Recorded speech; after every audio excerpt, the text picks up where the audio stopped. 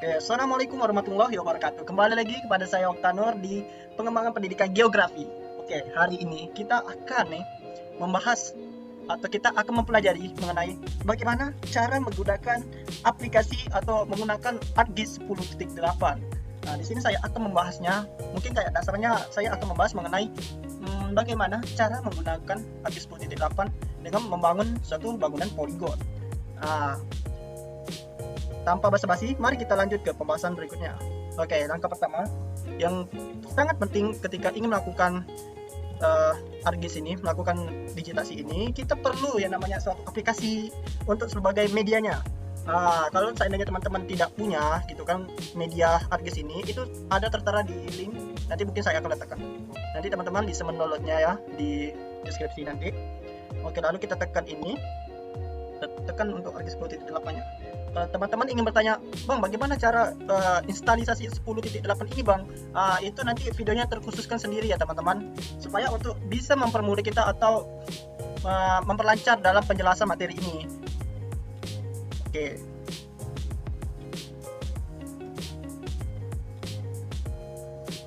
Oke, beginilah bentuknya ya, teman-teman, ketika pas pertama kali kita masuk ke ArcGIS 10.8. Langkah selanjutnya itu kita akan melakukan ke atas sini atau tepatnya ke add data. Kita tekan nih add data nih. Keluar bentuk kayak gini nih.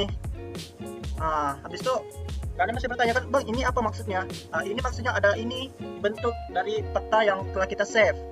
Ini nanti kita tekan dan keluarlah peta seperti ini. Kalau teman-teman bertanya kan kayak, Bang, peta itu dapatnya dari mana?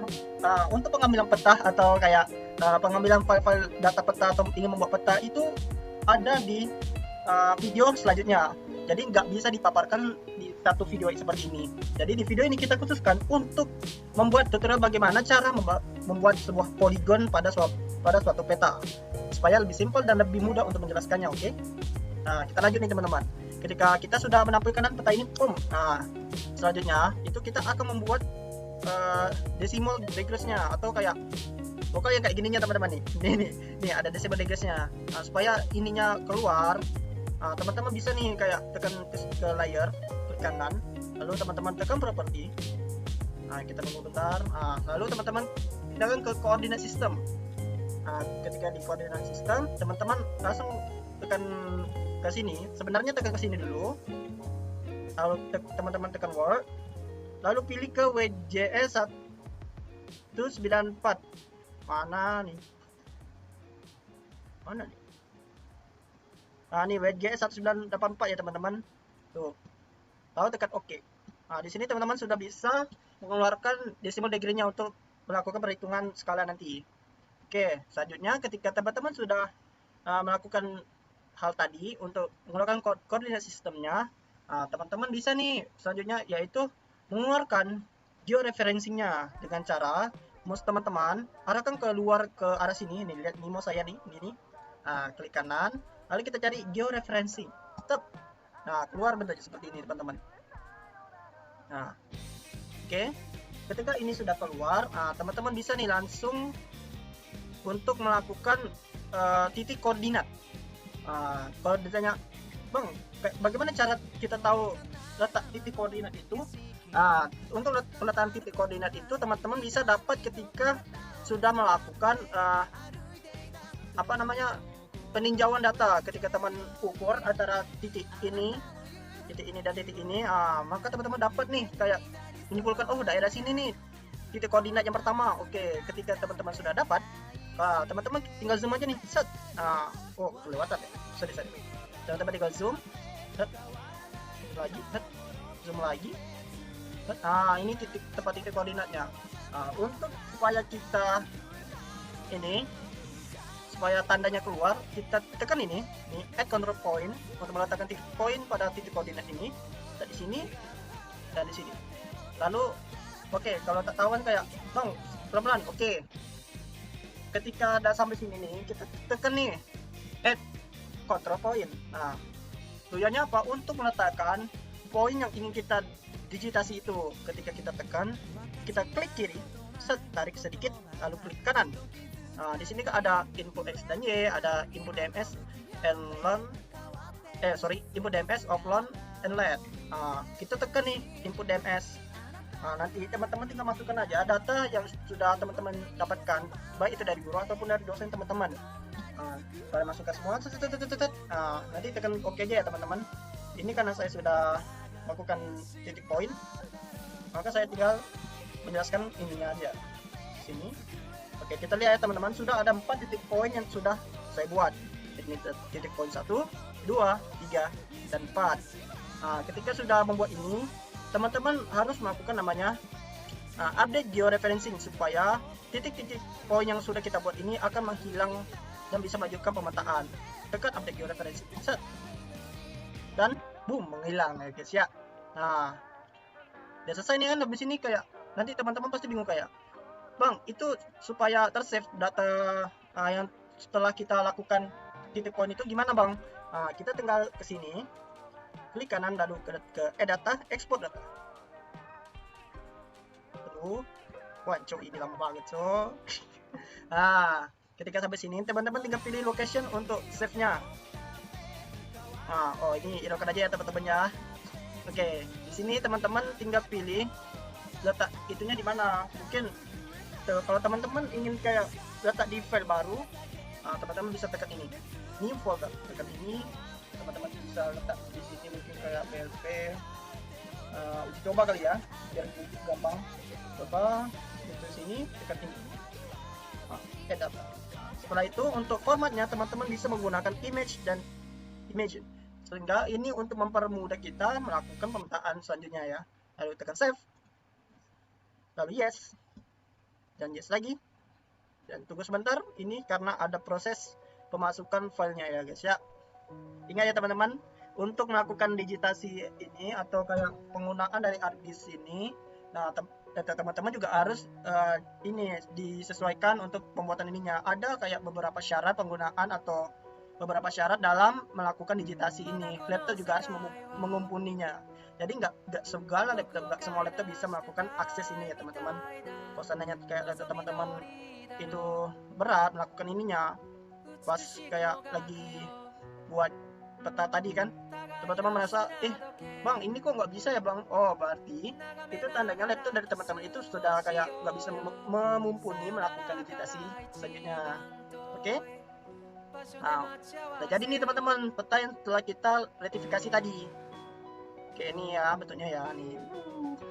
Oke, setelah melakukan retifikasi tadi, teman-teman kita langsung masuk saja ke bagian cara membuat data poligon itu. Yang pertama kita ke ini nih, daerah sini nih di bagian skala.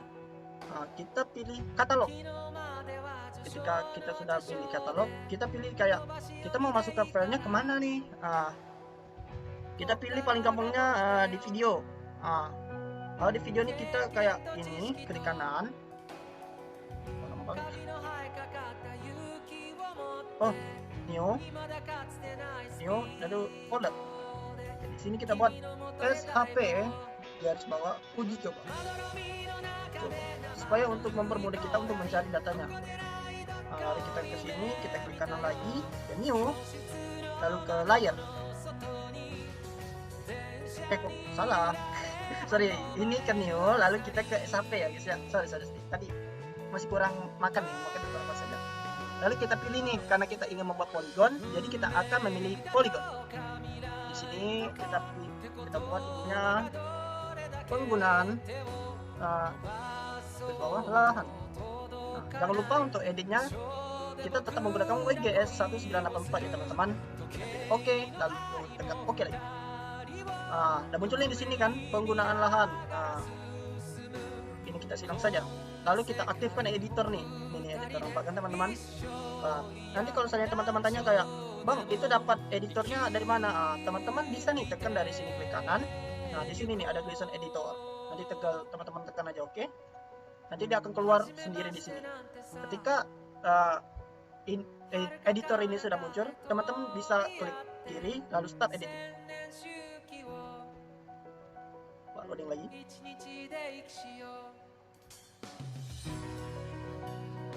Wancuk ngeliknya cok. Asu, laptopku mau meledak. ininya sudah terbuka ya teman-teman. Lalu kita tekan ini create feature. Nah, lalu kita klik sini sekali. Lalu kita naikkan aja supaya ini lebih itu. Lalu kita pilih rectangle untuk melakukan kita akan melakukan namanya pembentukan daerah yang ingin kita digitasi ini. Pertama kita ambil daerah yang paling sudut sini supaya kita mempermudah dalam melakukan digitasi ya guys ya. Nah, sini. Oke. Kita perkecil. Oh ya, sebuah saran ya teman-teman, ketika ingin melakukan digitasi, baik itu dari laptop atau komputer, lebih bagusnya itu menggunakan mouse ya teman-teman, terutama untuk bagi pengguna laptop, karena dengan menggunakan mouse itu teman-teman bisa diperkecil, bisa diperbesar, sehingga bisa mempermudah teman-teman dalam melakukan digitasi ini agar lebih cepat siap gitu. Itu sebuah saran dari saya ya teman-teman. Lalu letak di titik sini.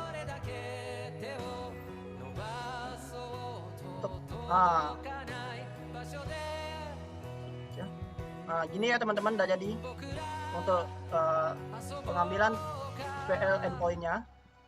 Lalu teman-teman bisa nih, ini silang aja karena kita sudah melakukan ini. Kalau teman-teman ingin buang ininya, teman-teman bisa gini. Inilah bentuk dasarnya. Untuk warnanya mungkin kita, karena ini agak lebih mencolok, kita akan no color supaya kita bisa melakukan digitasi dengan baik dan lebih mudah untuk melakukannya. Kita tekan OK. Nah, ini adalah bentuk dasar atau bentuk daerah agar kita dipermudah dalam melakukan digitasi.